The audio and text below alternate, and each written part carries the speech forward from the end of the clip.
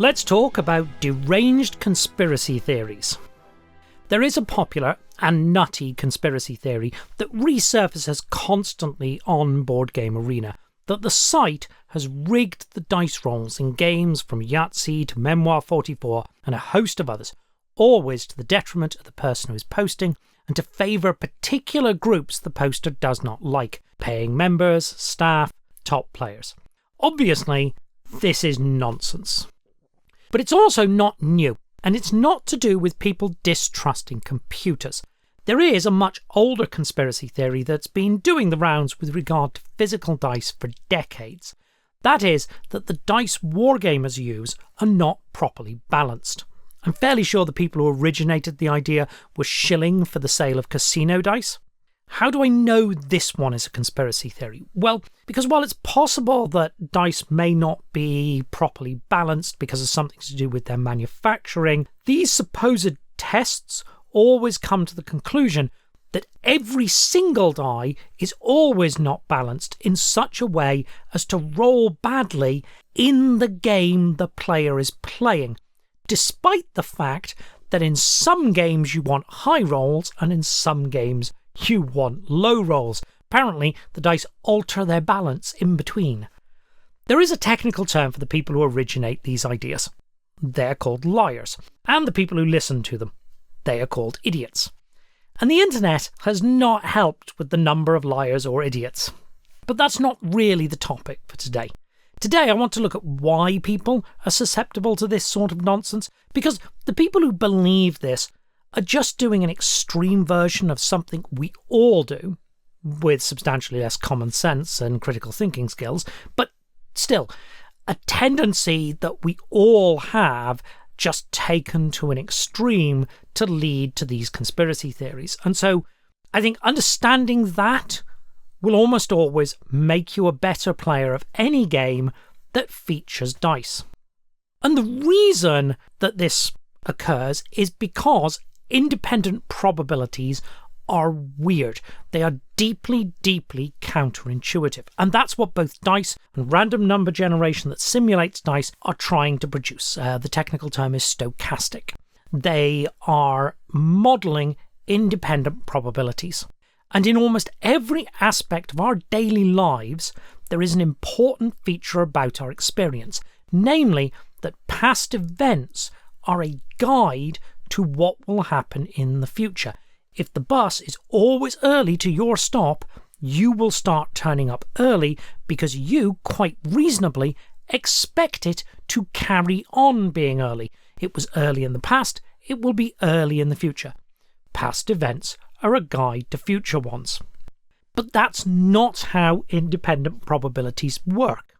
It doesn't matter how many times you rolled a 6, the chances of rolling a 6 on 1d6 is 1 in 6. Not, as the sequence on the screen right now would suggest, 5 in 6. But that 5 in 6, that is intuitively how you interpret data in almost every aspect of your life. So it's difficult to break out of that and interpret data differently when you're dealing with a game. And misunderstandings of this go deep. For example, things do not average out with independent probabilities. This is the expected value of a roll of 6d6, that is, one of each number. But it's not a normal roll with 6d6. You could roll 6d6 a lot of times and not get this. Just as a test, stop for a moment and ask yourself what you think the odds of that dice roll are. What are the odds on 6d6 of actually getting the expected result on any particular roll? Go on, pick a figure. What's your intuition on this? It's relatively easy to calculate. There are 46,656 possible results, and there's 6 by 5 by 4 by 3 by 2 ways of getting that particular set, which is 720, or 1.5%. Yep, that's right. More than 98% of the time, when you roll 6d6, you don't get the expected result. And I'm guessing your intuition was higher than that. I'm certainly guessing that most people's intuition would be higher than that. A lot of the people who have difficulty with probabilities assume that things will even out, that the expected values, which are a useful concept for understanding dice rolls in games, will be the same or very close to the actual values. And the reverse is actually true. Independent probabilities tend to do all sorts of weird clumping. They tend to behave quite unlike the expected values, which doesn't mean the expected values aren't useful. It's just that it means the expected values are not a good guide as to the numbers you are going to see in front of you when you're actually playing. So yeah, as I said, all of the things I mentioned at the start are conspiracy theories. No one's rigged your dice, and you probably aren't unlucky.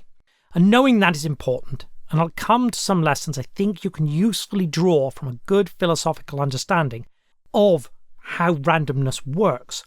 But first, I want to explain why some people have been unlucky in the past, and why that encourages this sort of thinking.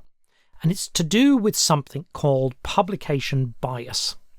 I visit a friend's house every day, and we play a game, a very simple game. We each roll a die, the higher roll wins. And I lose, and I lose, and I lose. How many times do I need to lose before I come to the conclusion that my friend has rigged the die? Maybe you think 6. Maybe you really trust your friend, and you might think 10. That's absolutely fine. It's not a bad intuition for dealing with that specific situation. But here's the thing. According to Board Game Geek, 100,000 games a day are played on Board Game Arena, which is just one online site. Assuming that is accurate, goodness knows how many dice rolls are involved. 10 million? Maybe more? But let's assume 10 million.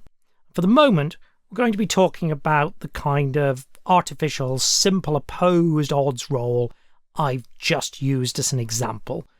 Every single day, at least one person gets 24 of those in a row. If you lost 24 coin tosses in a row, the pattern matching engine in your head would be doing cartwheels of outrage. That would seem impossible. There must be some cause, some conspiracy against you.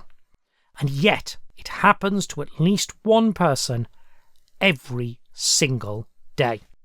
And unfortunately, when that person is ignorant of how independent probabilities work, they turn up on forums to make absurd and outlandish claims that something is rigged. And this is 100% consistent. Just like that ridiculous shill about casino dice, the algorithm is always rigged against the person who complains.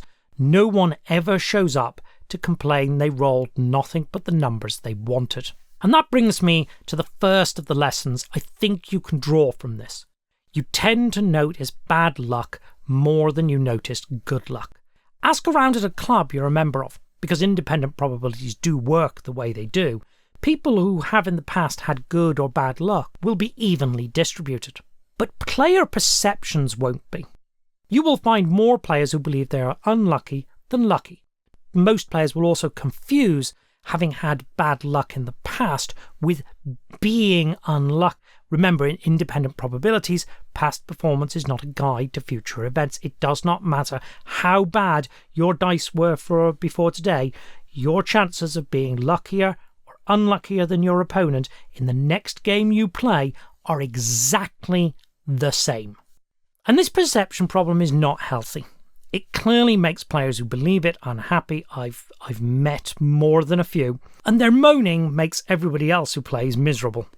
Seriously, think very hard before the words, "I'm always unlucky," pass your lips. First of all, it's not true. And secondly, if you're a normal, well-adjusted person, you want everyone else to enjoy the game, and those words just aren't conducive to that. I'm not saying never have a bad day. Everybody has those. I'm just saying, if those words tend to come out of your mouth on a regular basis, everybody's life, including yours, is going to get better if you can show a little bit of self-control. You are not unlucky. And if you get that firmly fixed in your head, you will be a better player. Because you will spend time trying to understand things you can control, like the mistakes you made, rather than fixating on things you cannot. And because you will approach moments when the dice do not favour you with a more phlegmatic attitude, you will be a happier person. and more fun for other people to play with, which ironically probably also means you will be a better player again because you'll get to play more games. Nice, positive feedback loop. We like those. If you understand probability, you will also avoid mistakes that stem from these sorts of misunderstandings. Let me use a very specific example from unconditional surrender. There are two ways to attack in unconditional surrender. Individual units can make multiple attacks, or units can be grouped together to make a single attack, but at higher odds. Think about it this way. You can either roll 1d6, needing a 4+ to succeed, or you can roll 4 times, needing a 6. Which would you prefer? Yeah, it's the 4 dice.